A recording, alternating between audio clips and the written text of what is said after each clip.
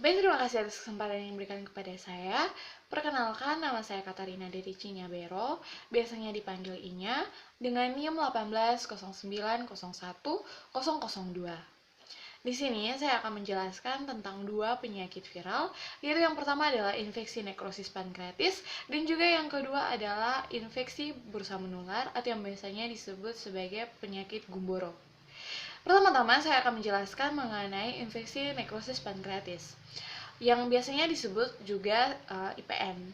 Infeksi IPN merupakan infeksi dari virus yang menginfeksi sebagian besar jenis ikan, terutama ikan trout dan juga ikan salmon.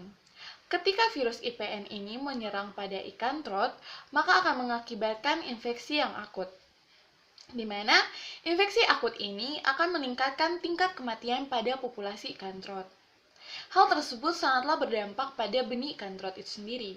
Dimana seperti yang kita ketahui, jika banyak ikan trout dewasa yang mati, maka benih yang akan dihasilkan pun sangat terbatas, bahkan tidak ada.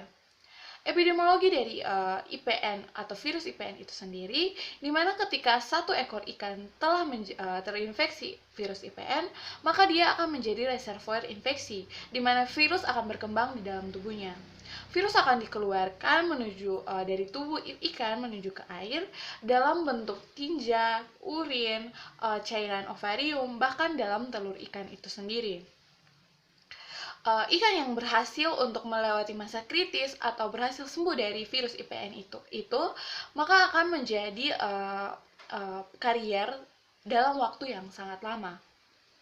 Tanda klinis yang muncul ketika seekor ikan terinfeksi virus IPN adalah terjadinya mortalitas yang terjadi secara tiba-tiba, terjadinya juga perilaku yang berubah, di mana ikan akan berputar-putar sebelum terjadinya kematian 1 atau 2 jam. Putaran yang terjadi itu bisa lambat dan juga lemah, ataupun bisa cepat dan juga panik. Ikan juga akan bertingkah untuk terjun atau menungkik dari atas ke bawah menuju dasar kolam atau tempat ia dikembangbiakan. Yang berikutnya, saya akan menjelaskan tentang gejala klinis yang akan terlihat ketika kita mengamati ikan tersebut, di mana ikan akan berubah warna menjadi lebih gelap, terjadinya eksoplamia, dan juga perdarahan pada rongga perut pada ikan.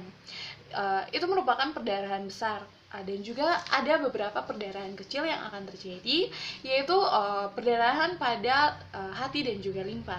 Sehingga ketika dilakukannya nekrosis, maka hati dan limpa akan terlihat pucat, dan juga ketika dilakukannya nekrosis, maka dapat ditemukan lendir seperti susu pada bagian perut dan juga usus dari ikan bagian anteriornya.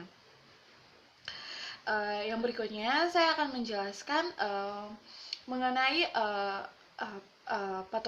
patogenesisnya, di mana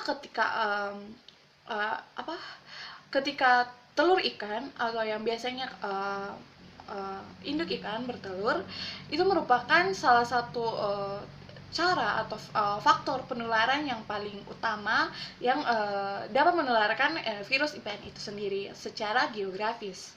Dimana ketika telur ditempatkan pada suhu 125 derajat Celcius, maka masa inkubasinya hanya terjadi selama 6 hari. Tetapi jika telur ditempatkan di suhu 4 derajat Celcius, maka masa inkubasi dari telur tersebut akan terjadi dalam beberapa minggu. Baik, yang berikutnya saya akan menjelaskan mengenai cara diagnosa virus infeksi nekrosis pankreatis, di mana cara mendiagnosanya adalah dengan mengisolasi virus dalam kultur jaringan yang akan diidentifikasi dengan tes netralisasi serum. Yang berikutnya adalah cara untuk mengatasi atau penanganan dari IPN. Virus IPN dapat ditangani dengan yang pertama, pada telur yang bebas dari virus IPN harus diarami atau diinkubasi dalam air yang juga bebas dari virus IPN. Yang berikutnya, ketika ikan terinfeksi virus IPN, maka ikan tersebut tidak boleh dilepaskan di danau, reservoir ataupun aliran air yang menuju ke tempat inkubasi telur maupun tempat perkembangbiakan indukan telur, indukan ikan maksudnya.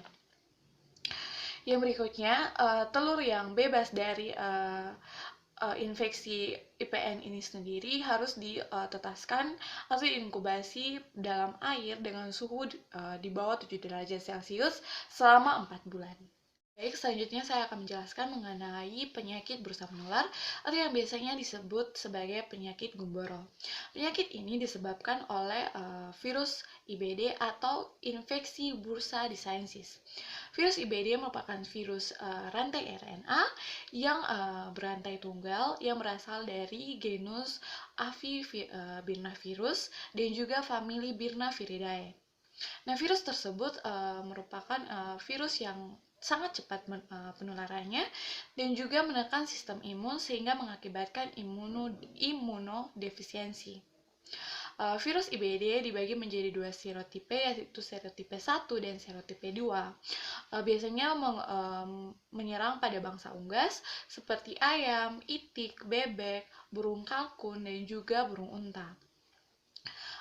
Penyebaran pada Indonesia biasanya dijangkit atau diserang oleh serotipe 1 yang sangat spesifik terhadap ayam, di mana terdapat dua klasifikasi atau perbedaan virus yang dapat dibedakan menjadi IBD klasik dan juga very virulent IBD, di mana very virulent IBD inilah yang menginfeksi di Indonesia sehingga mengakibatkan tingkat mortalitas yang sangat tinggi dan juga kerugian ekonomi yang sangat signifikan. Epidemiologi dari virus IBD, di mana pertama kali ditemukan di Amerika, kemudian disebarkan atau menyebar ke Eropa, Afrika, Asia, terutama di Indonesia. Di Indonesia itu sendiri, di mana mortalitas dan morbiditas yang terjadi itu tergantung pada strain virus yang menyerang dan juga pada bangsa unggas yang diserang, dimana ketika diuji pada very virulent yang menyerang pada bangsa unggas seperti itik dan juga burung puyuh, ditemukan bahwa lesi yang ditimbulkan tidak separah pada lesi yang ditimbulkan pada ayam, di mana ayam sangat rentan terhadap very virulent IBD.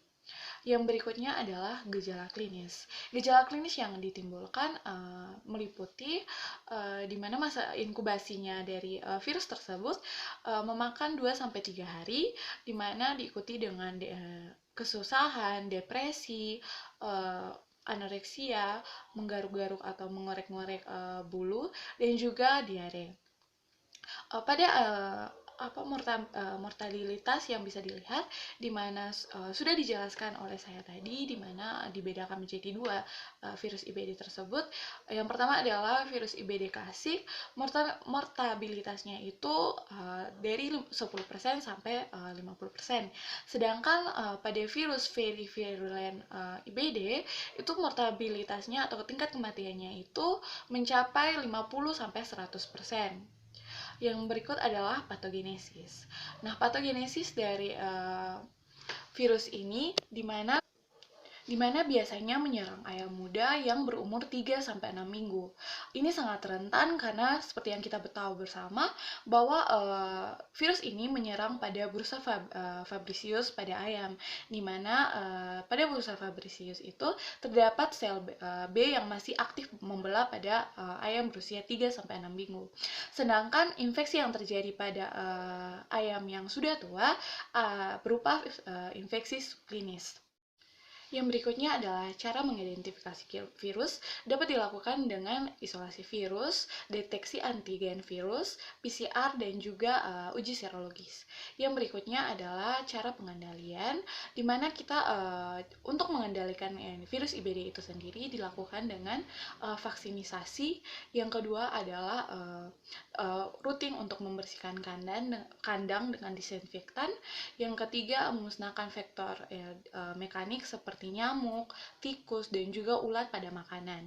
Dan yang berikut yang paling penting adalah ketika ada ayam yang telah mati karena infeksi dari IBD, harus selalu langsung dimusnahkan dan dipisahkan dari ayam yang masih sehat untuk menekan atau untuk mencegah terjadinya penularan penyakit IBD. Sekian hasil presentasi saya dan penjelasan saya, semoga bermanfaat dan terima kasih.